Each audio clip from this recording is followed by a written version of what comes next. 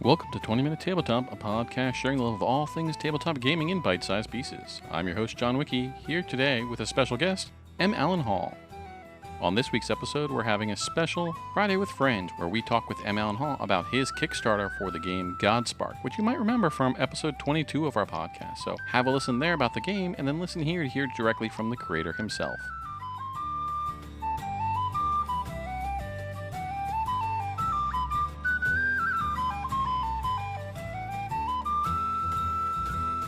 So why don't we start by introducing yourself to our listeners who might be unfamiliar with your work? Hello everybody. I'm M. Allen Hall, or just Allen is fine. I am a writer. I started writing novels about 3 or 4 years ago, and more recently I've been getting into writing games. So tabletop role-playing games, supplements for other people's tabletop role-playing games, and now more recently just general tabletop game, not necessarily role-playing, but just something that you can sit down and play. That's really great. So the game we're here to talk about, the game we just covered on our podcast, is actually Godspark. Can you tell our listeners about what Godspark is all about? Sure. So Godspark is a one-player adventure game. So it was, at one point in its development, it was a role-playing game, but I think we landed a little bit closer to board game. So I just call it an adventure game. You are a saint. Your character is a saint. You are reborn in a purgatorial wasteland next to the body of your god, who is now dead. You've been given a fraction of their power in the form of a Godspark, and that is how you start the game. Now, the Godspark, which starts as essentially your hit points, is your life in the game, is going to be decaying. So every round of the game, you lose a point of life. And in order to not run out of life, you're going to be exploring the bodies of dead gods to collect more Godsparks. You'll use those Godsparks to make sure you still have life points. You'll use them to create the relics, the items of the game, which are going to be weapons, armor, transports. And you'll also use those Godsparks to perform miracles. And now the whole goal of the game, the way the game is won, is by performing the miracle of ascension, at which point you leave this place, this graveyard of the gods. And so that's sort of the goal. And you're going to be, the exploring of the gods is all driven by drawing cards from a deck, and those cards line up with tables in the book, and you're going to be you're meeting other saints. You'll be fighting angels, which are the monsters of the game, and you'll be collecting those Godsparks all along the way. Yeah, that's a lot of fun. I do like how you called it out there. Like, I've been working with our copy trying to figure out what to call it, because I'm like, is it a solo RPG? It's not really a tabletop RPG, but it's kind of RPG-ish, and the cards and everything, and it's a really fun game, and it's really fun to play. But I was having trouble trying, like, what's the right way to classify this? I'm like, well, you know what? When I talk to him, I'll ask him what to classify it as, because like it's this great unique game. Yeah, it's that's why I call it a tabletop adventure game, because you're going on an adventure. That's indisputable. Whether could you play this as a role playing game where you're actually you could turn every one of those encounters that you draw from a card into a journaling prompt. I wouldn't play it that way, but it could be done. Could you just ignore the role playing completely and just look at the mechanics and just play this straight up as a board game? You absolutely could. I like a mix, but it's still, like I said, there's definitely winning and losing, which is not characteristic of most role playing games. So I shy away from labeling it as such, because I feel, not that anybody's going to get mad at me, but I feel it misrepresents what it really is going for, which is not really the role playing part. It's really going for that. Let's play a game and maybe we're going to win. Yeah. I really love that concept of just having the spark from your dying god and then trying to make the most of it and gain more of it. So where did your inspiration come for this game, of this idea of this world and everything? It was sort of I knew I wanted to do something for Zine Quest. So this was in November of last year. I was just looking at, I keep a list of ideas in my phone. So anytime I get an idea for a game or an encounter or a module, whatever, it goes on the list. And I was just sort of looking through the list thinking, I want to do something for Zine Quest. It's a few months away. I should probably start writing a game. What of these ideas do I think might work for that? And honestly, what I went with was this particular idea I felt like had really good shock value and would work if I started running Facebook ads for it. Because I just had this picture in my mind where you just had the words, "Your God is dead," in the Facebook ad. And I'm like, that'll catch some people's attention. Even people that aren't necessarily looking for a tabletop role-playing game right now. And so that's why I picked this game. I'm like, if I want to run a Kickstarter, I need to be able to get people's attention. And this is a topic, this is a project that I could get people's attention. Yeah, that definitely has a good hook to it. Yeah, that's what that's what I was hoping for. So yeah, it was sort of a combination of things. It wasn't like, oh, this thing happened and I had this. It was like this idea of exploring dead gods. I had that for a while. I started using, I don't know if you've heard of the Carta game, SRDs, which is essentially building maps with playing cards, and you explore the playing cards and flip them over and they line up with prompts. So I actually started with that as being the mechanic of the game. And then it just, as I, through playtesting and writing, it sort of morphed into, you're going to be using cards to generate, but it's not like a physical map. It's just a series of cards those are the areas that you're exploring each time you explore. Yeah, that's a fun part. I know this is the first kind of in that scope of solo RPG-ish related games that I've played. And I have other ones, and I know other ones use decks. So I was kind of curious of like, how's the deck going to be used? What's going to go on here? And it's really fun. There was times where like I was just trepidatious in turning over that card of what's going to come next because I was in one of them and I hit like 3 kings in a row and fought 3 scions, and I was barely hanging on for my life. Yeah, no, that's part of what I wanted. Like a little bit of stress. That's what I'm hoping to elicit. I'm also hoping that what I wanted to get people to feel about this game is you play and you lose, and so sometimes you play and you lose, and you're like, yo, we're playing a video game. You like throw the remote down, like whatever, I'm done with this. I want you to play and lose and immediately want to set it up again because you're like, I could have done this different. I could have done this better. Like maybe I'll win this time. Yeah. And that's really what I was aiming for with the feel of this game, is like something that you're going to lose, but that's just going to want to make you try again, like one more time. Oh, you definitely did, because that you have me hooked on that. And even my son, when I was helping my wife learn to play it, he was like, I want to learn to play. I'm like, okay, I can help you next. Not right now. Right now, I'm helping her. And then I can help you learn how to do this, because I want to play it some more anyway, too. So we can definitely do that. Speaking of Nice. children, let's pick your favorite child. Which of the Oh boy. favorites of those gods that you created that are the gods that fall down there? I like them. I love, you could just go through the mechanics, but like the flavor text you give with all of them in what the cards are, but what the god is and everything about them is a lot of fun. So which is your favorite of the ones you made? So I'm gonna say it's gonna be the second one, Moonjor, which is not the inspiration for that is not too far away. Is Jormungandr, or I don't know how to pronounce it, from like Norse mythology, the world serpent. So I just sort of mixed those letters up a little bit, and we got Moonjor, who's also a big serpent. I didn't want to like be like obvious, like this is actually the god, but it's close enough for people that maybe are familiar with that mythology. That one was fun because the areas that you explore, the different settings, the different little scenes that are built into that. I felt like I was able to really stick to the theme there, with it being about storms and the sea and that sort of stuff. So I liked that one. That one I felt came together really nicely. Yeah. As far as mechanics, it's going to be the hardest one. Andraxon is the last god, because that's the one that's got the biggest battles and the most interesting encounters with the NPCs that you can meet during the game. Yeah, Munjor is my least favorite because that's the one that continued to beat me up very early game.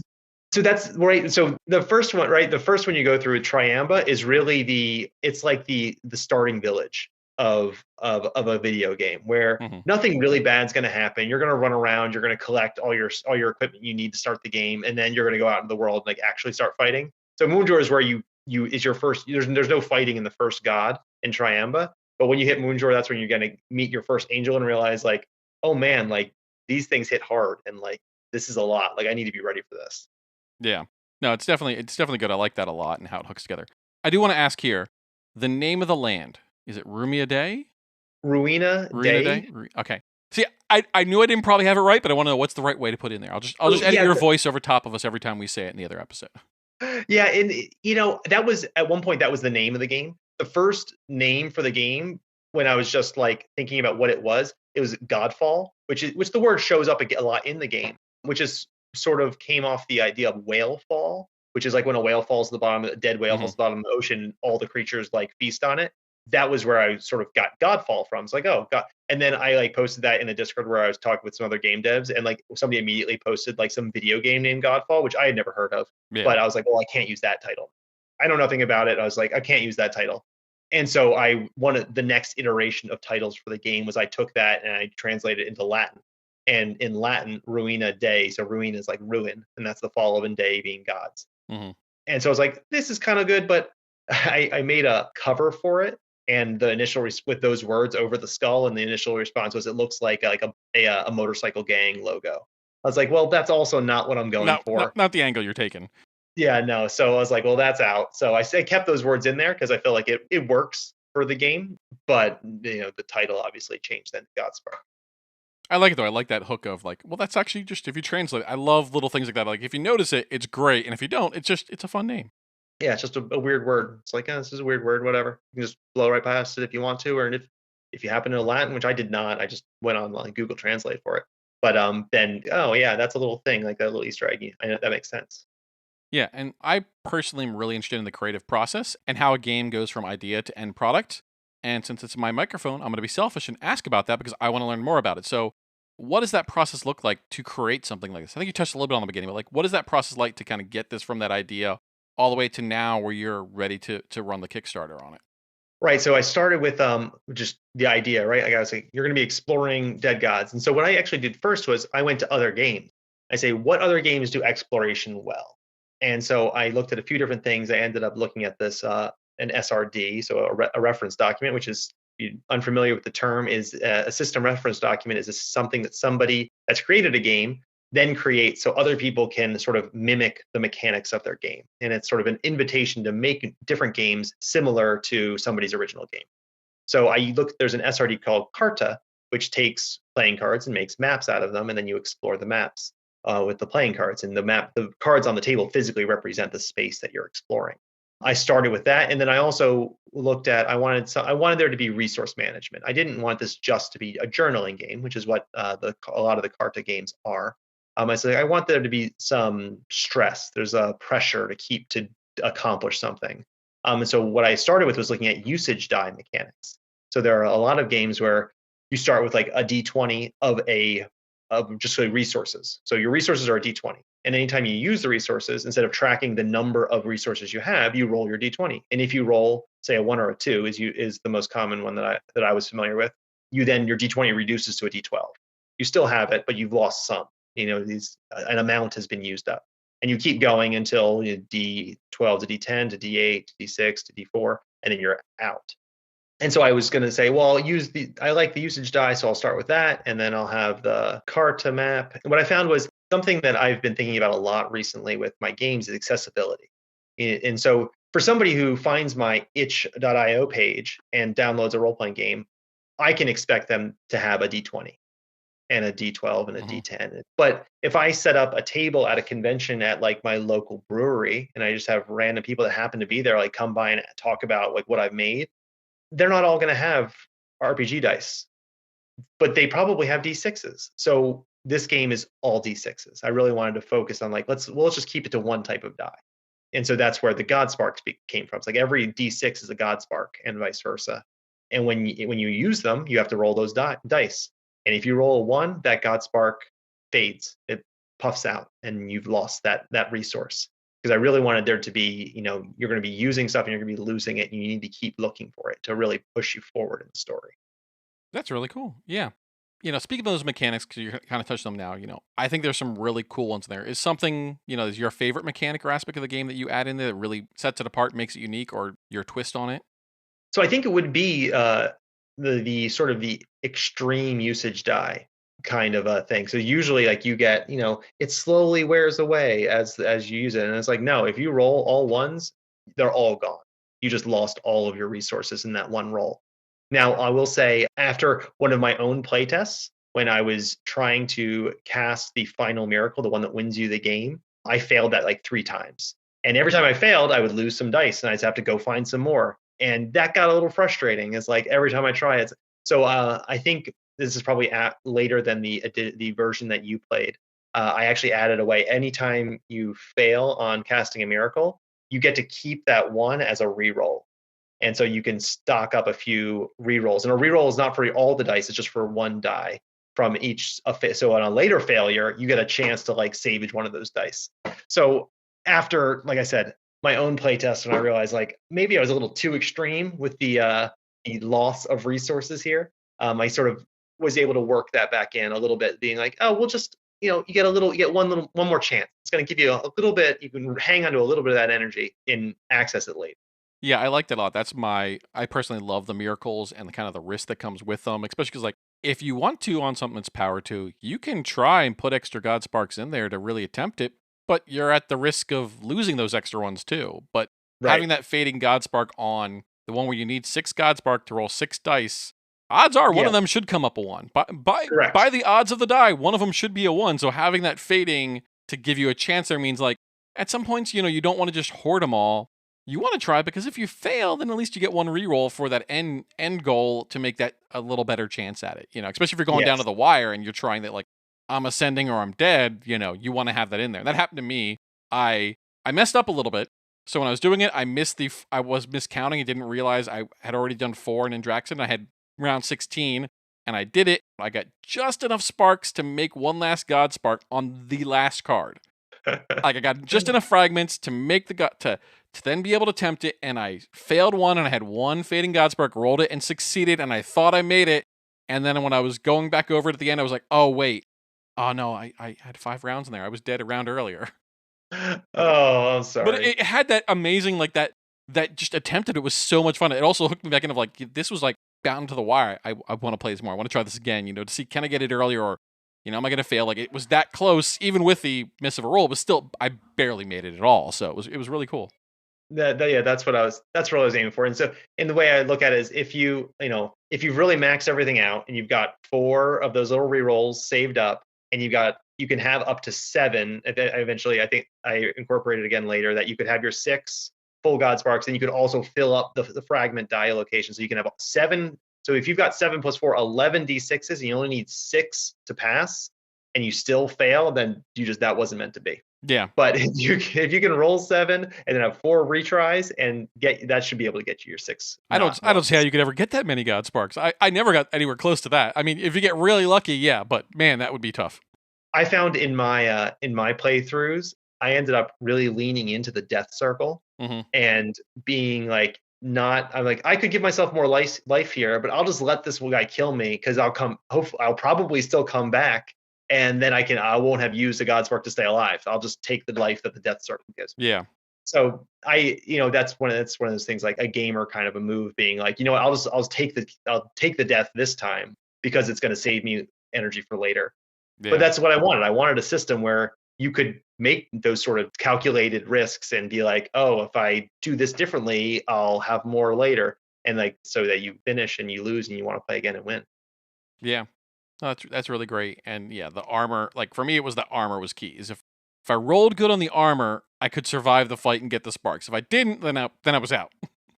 Yes, because I rolled really well against myself with those d6s. Yeah, it's one of those things that I've got ideas for a 2-player game, which is actually going to be one of the stretch goals on the Kickstarter. What I'll actually figure out how the 2-player game works. And it's probably going to be competitive. Either it'll be a race between 2 saints to see who can ascend first. When you're racing, you're not always going to be synced up as what you're doing. So when one person's in a battle, the other player will take on the role of the angel. So at least you won't be rolling against yourself anymore. Yeah. You'll be able to roll against the other player. That's fun. Speaking of that, what can we expect from the Kickstarter? Kickstarter launches on January 23rd. It's going to have the lowest tier is going to be the PDF. And so you'll get access to the full PDF of the game, as well as the printable PDF of the play sheet it's sort of a combination character sheet and map and game tracker. It's everything you need. That you print that out, have it in front of you, and you flip through the rule book for everything else you need. It's just 3 tiers because it's my first Kickstarter. So the middle tier is going to be the book itself, and that will come with a couple of those Saint sheets printed out separately on some heavier paper, so that hopefully you'll be able to reuse them a few times for your games. Stand up to a bit of a racing. And then the top tier is going to be a signed copy of the book, as well as a A5 print of the key art that I had commissioned for the book. So I did most of the layout and the design myself, but I did get one art piece made that's sort of in there by Strego Wolf Vandenberg, and their art's there and looks really good, very metal, and that's going to be the print that comes with the book at the top tier. Yeah, that was something just from flipping through the PDF, the version you got that had some of like, here's some of the concept art, here's some of like it's beautiful, and the layout and like so that artwork that you do have in there, the couple pieces I saw were just fantastic. So that's really cool that you're offering it as part of the package. But like it's so much fun, it's so cool, and printed off the sheets to play. My wife's like, you know what, I'm probably just gonna laminate one of these. That way we could just keep a dry erase marker and we could really just keep going and not having to worry about it. Yeah. So when I play, I actually stole one of the little bags of, I don't know if you ever played Terraforming Mars, but Hmm. that these like, I don't even know what size they are, like 8 millimeter cubes or whatever. Yeah. And I use those instead of check boxes. I just put the little Oh, that's cubes nice. on my sheet, on the Saint sheet when I was doing my playtest, because you spend a lot of time erasing because Yeah. things change quickly in the game, and that was again part of the design. And when half it is just you're just checking off or crossing off a square, you could very easily move those squares around. Yeah. Exactly. Which was at one point when I was planning the Kickstarter, there was a higher tier that was a box set essentially that would come with 8 d6s, which is about as much as you would need to play the game, and then a little bag of those cubes so you could move them around. Hmm. And then it quickly got out of hand in my planning for all the components you would need to actually play the game. There were going to be tiles for the gods that were going to fall, and tokens for this and that, and a Yeah. custom deck of cards. And I was like, this is my first Kickstarter. That's putting a lot in my Yeah. first. So I was like, we're making a book, because I made book. I've sold zines before, so I'm like, I'm print a zine. I know how to do that. Like, I know how to ship a zine. We'll just stick to that, focus on that, and get through this one, and maybe later, Yeah. I've got, like I said, the list of ideas. Like, there are board games in there. Maybe there'll be a board game one day. Yeah. But I mean, I think it's real smart. Like, I think those things would be really cool, and I think you could really do them. But I think it's smart to focus it on this first one and get it out there, and it's a little easier to make sure that build on that success with yeah, it. absolutely. So, if our listeners want to find out more about you and to find you on the web or on social medias, where can they find you and your games? So my website is mallenhall.com, and that has links to everywhere. I do have I sell my physical products in a store right there on my website. I also go to conventions from time to time to sell those things. Digital versions are available on Itch and DriveThru, and links to my Itch and DriveThru pages are from the website. And then finally, I've got on social media, I'm usually at m_Allen_Hall, and that works for Instagram, Threads, and Twitter. Again, links to all the socials are on the website, because they change from time to time. So those are all there. And then I recently started, in preparation for the Kickstarter, a newsletter through Substack. And again, the link for that is available on my website. That's called Ink and Dice, is my page there. Awesome. And we'll add those all to the show notes for people to make them easy to find. Any Thank you. last thoughts for our listeners? No, I just the Kickstarter is going to be for Godspark. It's going to be running January 23rd to February 6th. So just a couple weeks, and coming very quickly. And hopefully people get to take a chance to look at the game, look at the page. Hope they like it. Awesome. So, if you'd like to hear more about our experience with Godspark, check out episode 22, where we share our experiences with our review copy of this pen and paper tabletop adventure. Want to get a copy for yourself? Search for Godspark on Kickstarter and back it now, or check out our show notes for the direct link yourself. Thank you so much, Alan. Thank you for having me.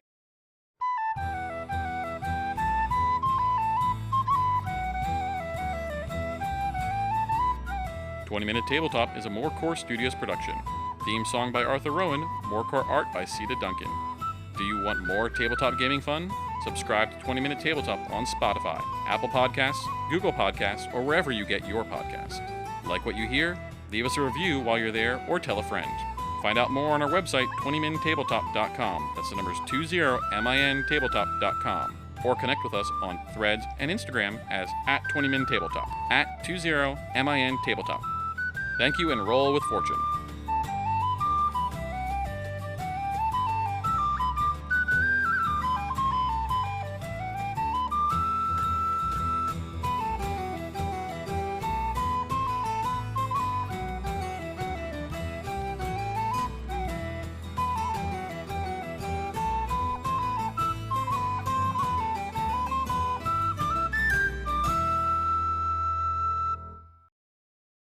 I should make sure I actually hit record button. I was like, wait, did I hit record?